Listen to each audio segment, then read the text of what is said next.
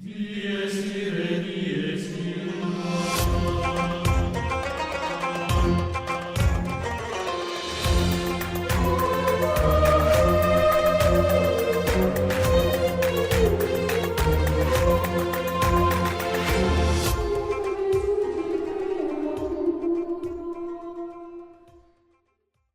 want to transition now to the next? Sure. What's our next topic? So welcome back to Disagreement with your hosts, Umar Lee and Father Augustine. Yeah, West Side. I told you about. I was in L.A. L.A. and the gangbangers. Yeah, West Side, bro. So Wilma, shout out to my homies at Wilma. You probably already know this, but if you don't like someone, they're homes. If you like them, they're homies. There you go. Yeah, but you probably already you don't use homes in in St. Louis. When you're giving your talks at the church, do you? I once or twice. Yeah. I've been listening to a lot of African American preachers because they're so much better at it than we are. Creflo Dollar. Who? Creflo Dollar. No, is he good? I know a guy I work with. I asked him. I said, "Do you go to church?" He says, "No." He said, "But every day I listen to Creflo Dollar I watch him on television, and I tithe to him. So he tithes to a TV preacher, but he doesn't go to a physical church." Well, I mean, for Catholics, it's absolutely essential to be there physically because of the sacrament, But I can see that. The only problem is one thing that impressed me about about your mosque was that there's a real sense of community about people coming together. Well, that's the thing. So Ramadan finished. So if you just listen to the radio all the time, you end up thinking it's just me and Jesus, or I think it's really about us together and Jesus. Very good. I've been to 4. So Ramadan concludes, and you have the holiday of Eid al-Fitr, which celebrates the culmination. The holiday of what? Eid al-Fitr. It's Eid al-Fitr. It's at the end of Ramadan. Okay. So I've been to 4. That's a party. I've been to 4 parties already. And I think the 5th one is next weekend, I believe. I think Wait, there are 5 ends to Ramadan? No. They just stagger out the parties because everybody wants to have their own. Well, yeah. So that's why Easter. Lent is 40 days. Easter is 50. Yeah.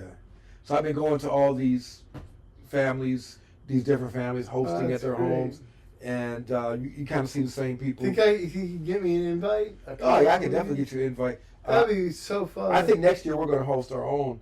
Oh, I'll be there. But yeah, definitely you can come, and it's the food. By the way, the last time we were there, the food is good. Oh, man. The one I went to last, those little cookies your wife made. Yeah. I had to ration them out because I wanted to make them laugh. Well, last weekend, it was in O'Fallon, Missouri, and they had a table with 7 different homemade desserts on the table, and it was. Do they have there's something at the mosque that was equivalent to the Greek, what they call galataboriko, which is like, it's like. What's a famous Greek dessert? Baklava. Baklava, but it had yogurt in it. Oh yeah, they got that, or custard. But see, God, it was so good. Those are more common in the Middle East. So the party I went to were Southeast Asians, Malaysians, Indonesians. So they have a whole different kind. But they had American stuff there too. They had apple cobbler. So what I wanted to talk about in this episode is I want to encourage everybody to look up my friend Shag Zada, as he's known online. Shag Zada. Zada. And it's a Persian word. I'm not even sure I'm saying it right. Yeah. But he's a Persian poetry teacher. He's got a book out on. Wait, that civilization just ended. Right. Well, sorry. The civilization has been given a 3-week reprieve. You know what I'm saying? So JD Vance JD Vance is in Pakistan today. Well, apparently he didn't even agree with the war in the first place. So you got in Pakistan. Just imagine this. From Iran, you got high level people, right? Yeah. Oh yeah. From Pakistan, you got high level people. The U.S. delegation is J.D. J.D. Vance, Vance. who has no foreign policy experience, Jared Kushner, Steve Witkoff, two New York, New Jersey real estate guys, and then a guy from the Pentagon. So it's a little odd. And yet, like Trump has brokered some pretty significant peace deals, right, between Egypt and Israel. Yeah, I mean, but I think yes and no. I mean, he's done some, but this is a tougher nut. So, but okay, wait, what are we talking about? We're debating Iran right now. Oh gosh, okay. So let's start with Iran. Now this is okay. By the way, you're at a significant advantage here because I don't watch the news. Okay. Well, I'll just give you my basic position So on this is Iran. more you just talking to me about it, me questioning your logic. President Trump gave a State of the Union address. Where he said we're going to end this civilization. Is that the No, one no. he said? We're He gonna barely end mentioned the it. tweet. It was like one sentence about Iran. So the next week, the war began. So he had an opportunity in the State of the Union address to fully make his case to Congress and the American people why we need to have a war with Iran, why we need to have a military engagement. Part of me thinks he just wakes up in the morning and thinks, you know what, I think I'll bomb Iran. That's what the State of the Union is for. He never made the case to the American people. He ran on. He was not going to engage in forever wars. That George W. Bush had mistakenly went to war in Iraq. That Iraq and Afghanistan had cost a lot of American money, a lot of American lives, and we got nothing in return. Yeah. And he was not going to be a president to get us involved in these type of foreign entanglements. And you think Iran is one exactly that? Very well could be. I mean, we've already spent a lot of money. We're already paying a lot more for gas. We've already lost some American lives. If we had lost that pilot, Yeah. that would have been the end of his I think popular. I think he's already. I think Democrats. I mean, I think Republicans are already in trouble in the midterms, which is common when there's a president of another party. That happens. I think that the rationale for Iran is not strong. It's not a stable rationale, and I think that it's going to cost him in terms of popularity. You're already seeing people like Tucker Carlson and others that are really strongly speaking against this. And Tucker Carlson is against it, huh? And so the perception is, well, if Tucker Carlson is against it, then I'm out. well, this is something that doesn't seem to be in America's best interest. Yeah. It doesn't seem to be in America's best interest. It's kind of far away, and it seems to be. Well, I think my father's position was we should have gone to war with them back in the 80s. Like hostage crisis. Back when in that it's long overdue. Iran is not really a military threat to the United States. Iran is a military. Is anyone really? I mean, no. Iran is a military threat to Israel. Yeah. Right. So it's definitely in Israelis' best interest, and if they want to launch a war with Iran and they feel that's in their national interest, would you support that? Well, I'm an American, so I have no role to support or oppose. But all I'm saying is, as an American, I don't see why. What the heck does that have to do with us? I don't see why we have to be a party to it. I don't see why we have to spend countless billions of dollars. Well, it certainly costs us goodwill internationally. But then again, I mean, someone said to me, like, well, if we stop, then the Iranians will like us. Like, sarcastic. So what's happening in the U.S. are we really? Does anyone really gonna like us any less because we bombed Iran? You have a very strong. They hated us anyway. Iranian diaspora group, particularly in Los Angeles. And Trump seems to be deporting most of them. Well, but they're a lot of them are very pro-Trump and they're very pro-war. Really? And they support monarchy and. Wait a second. The Iranians in the U.S. support this war. No. That's probably it's like half and half. Okay. But the ones you see in the media are ones that support the war, usually based out of Los Angeles. But what you have to understand is that Los Angeles crowd represents a small subsection of Iranian society.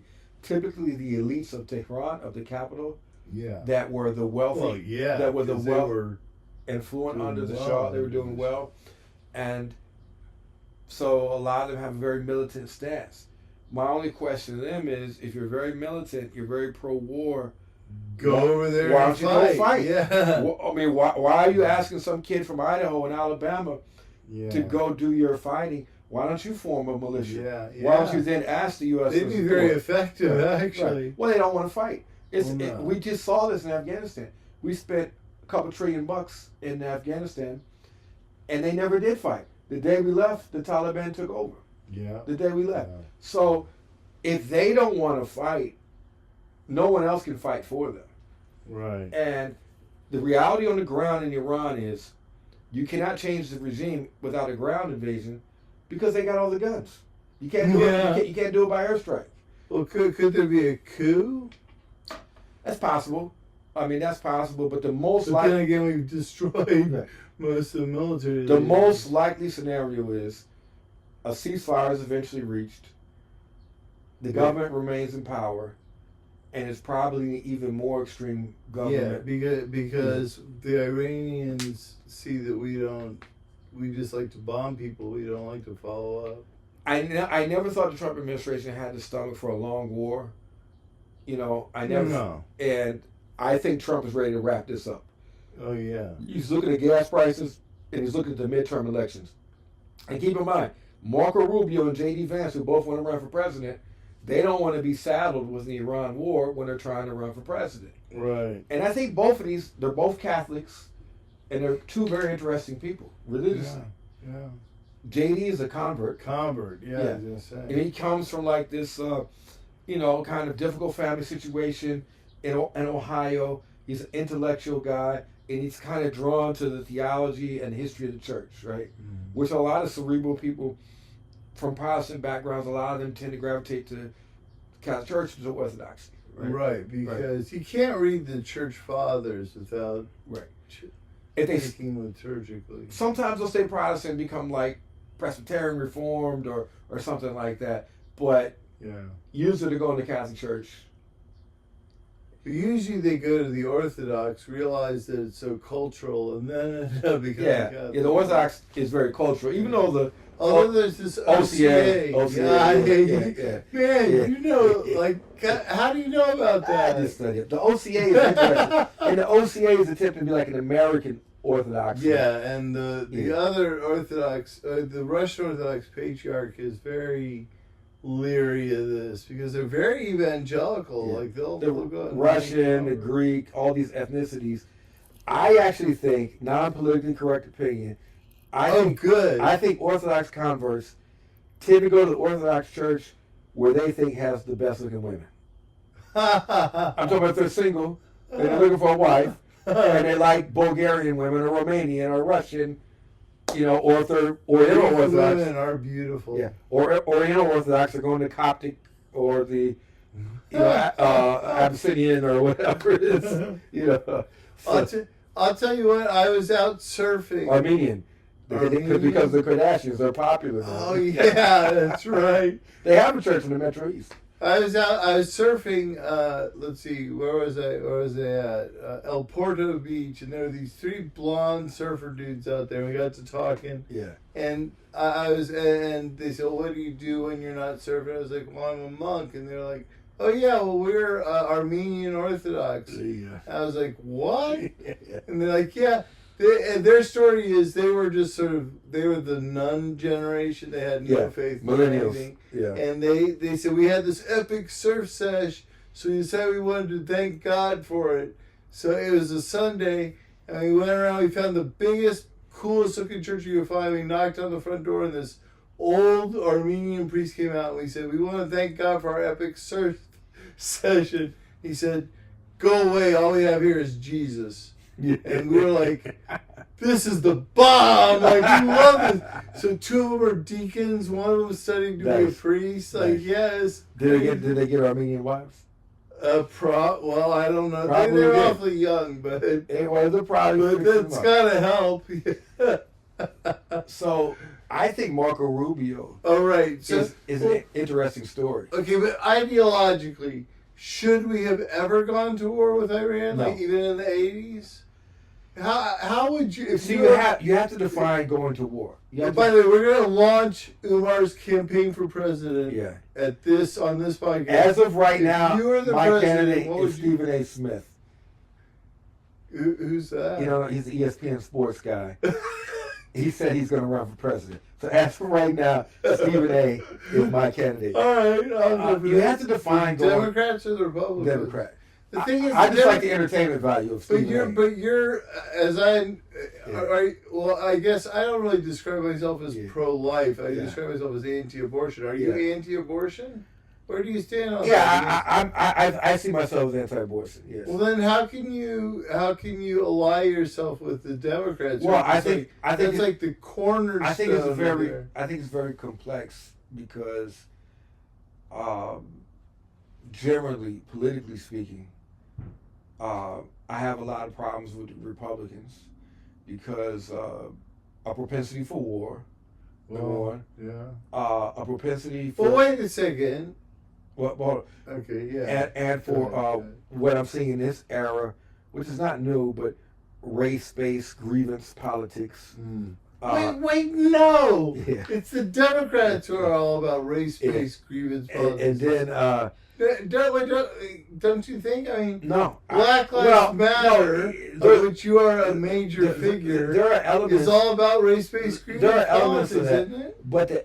But the MAGA ethos is essentially that the U.S. is a white Christian nation and anyone kind of outside that is suspect or a threat or to be minimized or to removed from the public space, and that's not something I fit within. Right. I give you an example. But hold on. On the way here today, there was a guy. He walked into my wife's job. I won't say where she works. He's wearing an Infidel T-shirt, which is Infidel Motorcycles Club, which is like this anti-Muslim motorcycle club. No, really? Yeah, so I kind of hung around a few minutes to see what he was doing. You know, he wasn't doing anything. He was just, buying pastries. Yeah. But from a Muslim shop. Yeah. So I just kind of kept an eye on him a little bit, but because you did have an incident on Easter Sunday. There was this liberal church in Maplewood, did you see it online? The guy was screaming at them and yelling at them but was he insane? But he was wearing that same shirt. He was wearing the same shirt. Oh, that's right. So I didn't know if it was that same guy or not. Oh. So I wanted to keep an eye on him. But what I see, this whole Heritage America movement, this whole kind of anti-immigrant hysteria, I see that as being necessarily in opposition to me personally and just everything in my life. So even though there are certain aspects of the Republican Party that I do like in terms of sexual ethics and things of that nature, which they tend not to live by. If you look at Kristi Noem and her husband and this whole, so you know Kristi Noem. No. She was the head of Homeland Security. They called her Ice Barbie. So she was alleged. I would vote for her just for that. So she was allegedly having an affair while she was. I mean, Trump ended up firing her not because of that, but her husband. And this is a party of family values and. Yeah, supposedly. Now I remember Pete Hegseth, the Secretary of War, yeah, who's had repeated sexual scandals and infidelities, but he's leading prayer services at the Pentagon. I mean, open, documented, knocking up, impregnating staff at his ex-job while he was married. You know, all that. So yeah, that's hard. I tend to favor ideologically Pope Leo's views on the war instead of his, which is a more nationalistic God, that America has favored God, and I am an instrument of war for America as a Christian army, with Pete Hegseth's position.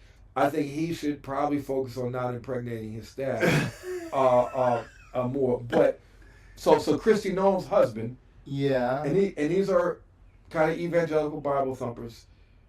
And I want to put this politely because you're No, don't put it politely. Let's hear it. So you can edit out anything for the sake of controversy and so her husband, viewer numbers. And I can show you the photos. Oh no. He has a fetish for what's called bimboification.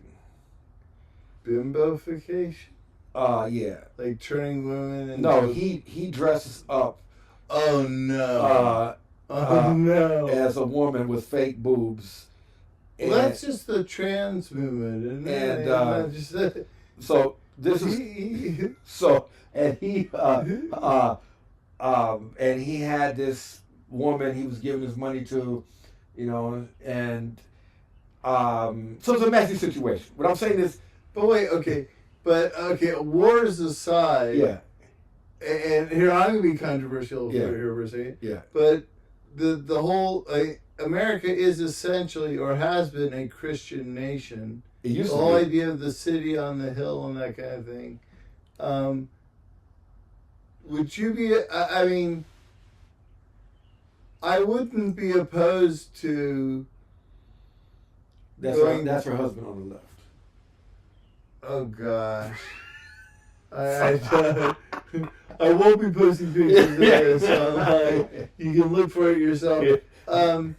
The thing is that I think with the rejection of traditional Christian morality, it wasn't replaced with like traditional Muslim morality or traditional Hindu morality, both of which I think, like, at least on their fundamental level of fidelity and looking out for your family and being generous to the poor and things like that. The thing was that we tore down that wall without building anything in its place, or tore down that edifice. Well, that's what I want to talk about in the next episode, the immigration episode. All right. But I will say this, getting back to this topic, I agree with Pope Leo. I don't agree with Pete Hegseth.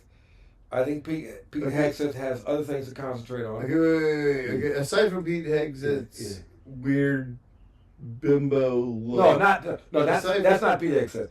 He's not the bimboification. That's Christy Nolan's husband. So how would you say Pete Hegseth? What is his approach in a nutshell, and what would your approach? What is the alternative? So his approach is essentially the ideology of power, that those with great power should use it and should dominate. This was I mean, those with great power should use it, but should they dominate it? So this was what Stephen Miller said. He says, we're a great power and we're going to act like it. Might makes right. And what I would just like to remind people who are critics of the liberal post-war rules-based order, which was set up after World War II, you might want to look at your history of Europe, what was going on before then. Constant warfare, a lot of death, a lot of suffering. I mean, look at the nation of France alone in the First World War. I mean, lost about half of their fighting age of men. So when you go to this mentality of might makes right, and the powerful can take it, and the powerful can take it in the name of God, that sets up very dangerous precedents. Yeah, but wait a second. Hold on a second. That sounds a lot like Islam, if you ask me. Well, it sounds like all religions historically, in their growth periods or in their periods of development. Okay. No. Christianity grew most when it was about equality and loving your neighbor. It started to collapse with the Crusades. But I mean, if you look at South America, you look at Latin America, places like that. You look at Africa. I mean, you're right. So this modern order that they ridicule has actually saved a lot of lives, and I think. Which modern? The modern post-World War II order. The Geneva Convention? Right, and Geneva Convention is part of that, which essentially made war illegal in many respects. Obviously, not under every instance, but discouraged war, recognized territorial boundaries, that one nation couldn't seize another nation's territories. These have benefited people. This has benefited people. And this is the order that Vladimir Putin is trying to erase in Ukraine. To say, and if that falls, if that norm falls, China can take Taiwan. Yeah. They can go take the islands in Japan Ukraine. if they want. Though personally, I think we should invade Greenland. Yeah. I want Greenland so bad. I've never been there. I don't want either, but I would rather have Panama. I'd rather have Panama. Yeah, me too. Sunshine, beaches and stuff like that. So, in closing this episode, I want to talk about Marco Rubio, who I do think he may be the next nominee in the Republican Party. Really? I think he may shoot past J.D. Vance. He's a better speaker. I think he's a better politician. Now, I'm getting him mixed up. Who is the guy who was from Florida? Marco Rubio's from Florida. Oh, that's him. He's from Miami. Oh, okay. Yeah, I'm good with that. And Marco Rubio's an interesting guy. Do you think he's level-headed? I'll tell you a few things I like about Marco Rubio. Would you vote for him? We'll see. Talk about controversial. We'll He comes out as a Republican. I do like the idea of a Gen X president because I think 2028 is our only shot. It's no wonder you have very few friends who are like you. Look, Gen X. You'd be the only Republican in Black Lives Matter. Gen X needs a president. So if we get Gavin Newsom versus Marco Rubio, we're guaranteed Gen X. 2 Gen Xers, right? All right. So after that, it's going to be the millennials.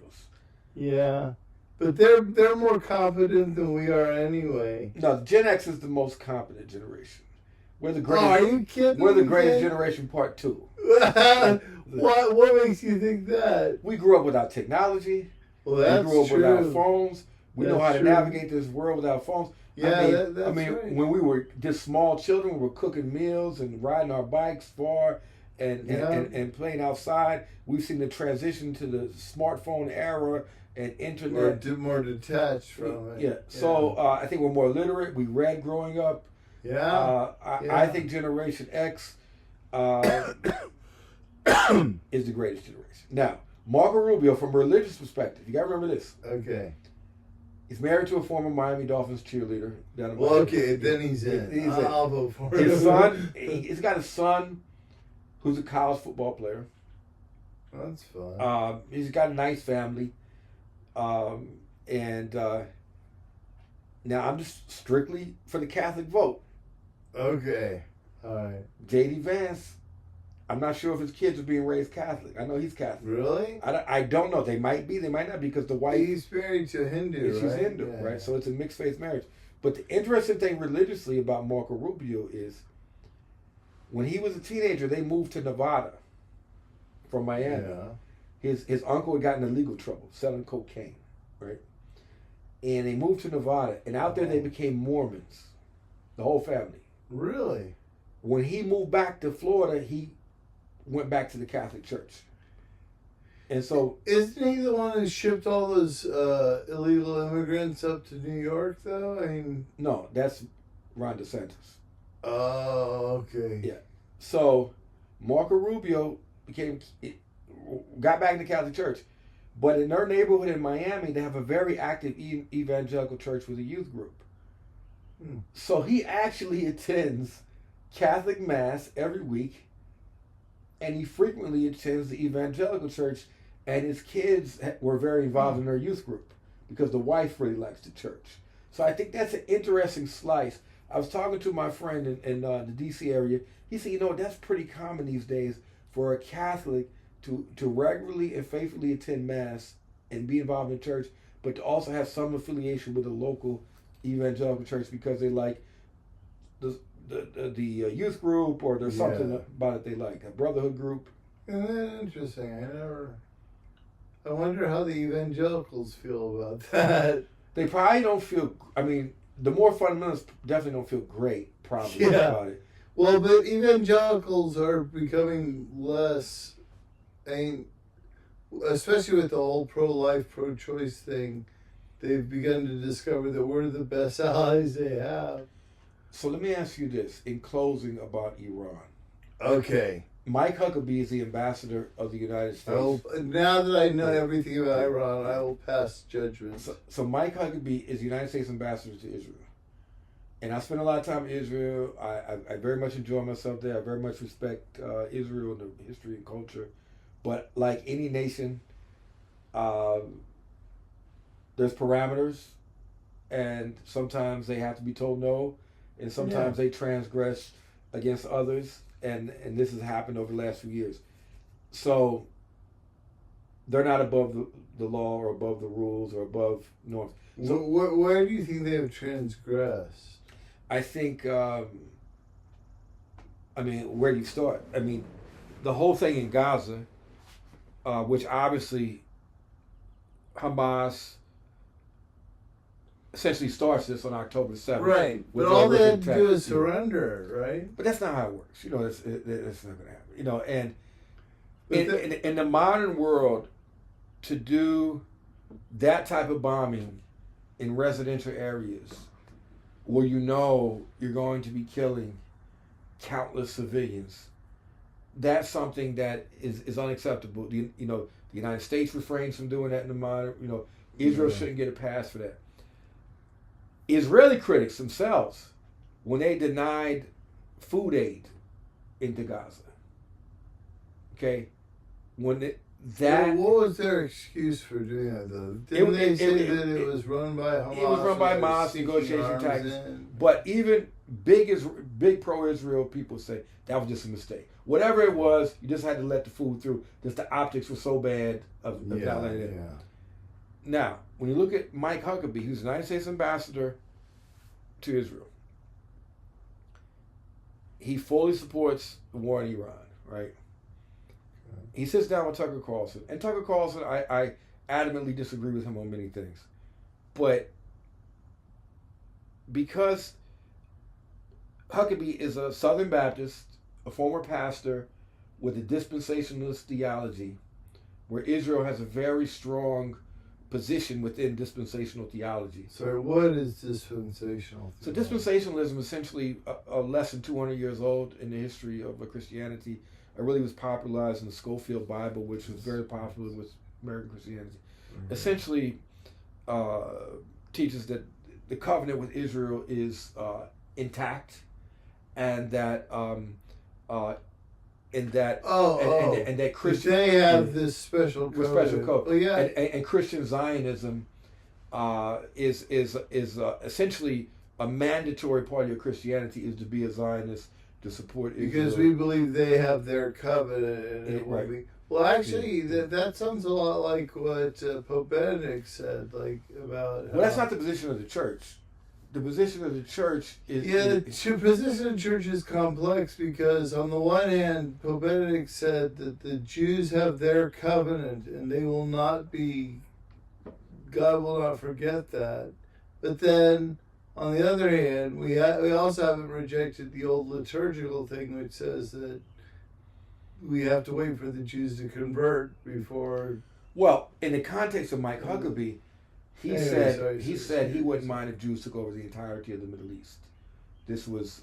I would certainly, frankly, I bought an icon from a Muslim while I was in Israel. Yeah. And he said, how come you Americans are so pro-Israel? What are we... And I said, well, I'll put it bluntly. I've never been afraid of being blown up by an Israeli.